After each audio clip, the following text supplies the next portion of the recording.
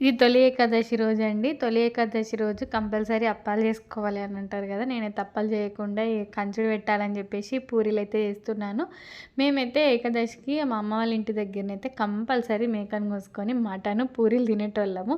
కానీ నేను పెళ్ళైన తర్వాత నుంచి అయితే తొలి ఏకాదశికి తినట్లేదు. అంతకుముందైతే ప్రతి ఏకాదశికి కంపల్సరీ నాన్ వెజ్ ఉండాల్సిందే. ఇక్కడ పూరీ కర్రీ అయితే చాలా బాగా వచ్చిందండి. అసలు ఎంత టేస్టీగా ఉందంటే మనకు బయట హోటల్స్‌లో తింటాం కదా! పూరీ కర్రీ అలా అన్నమాట. ముందుగా ఆయిల్ వేసుకొని అందులో ఆవాలు, జీలకర్ర, ఉల్లిపాయలు, పచ్చిమిరపకాయలు, కరివేపాకు, పసుపు వేసుకొని బాగా ఫ్రై అయిన తర్వాత ఒక టమాటా కట్ చేసుకొని వేసుకోవాలి. తర్వాత అందులో మనము మెదిపిన ఆలుగడ్డను వేసుకోవచ్చు. కట్ చేసుకున్న ఆలుగడ్డను వేసుకొని శనగపిండి, తగినంత వాటర్, లాస్ట్‌లో కొత్తిమీర అంతే సాల్ట్‌గా.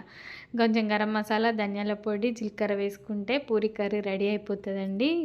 ఇక ఇక్కడనైతే పూరి చేద్దామని పిండైతే తడిపిన. వీళ్ళ ప్రేమలు చూడండి. మనకి తినబుద్ధి అయితలేదని పెట్టిండు. ఉట్టప్పుడైతే మస్తు కొట్టుకుంటారు కానీ ఇట్లా అప్పుడప్పుడు ప్రేమలొస్తాయి ఆళ్ళకు.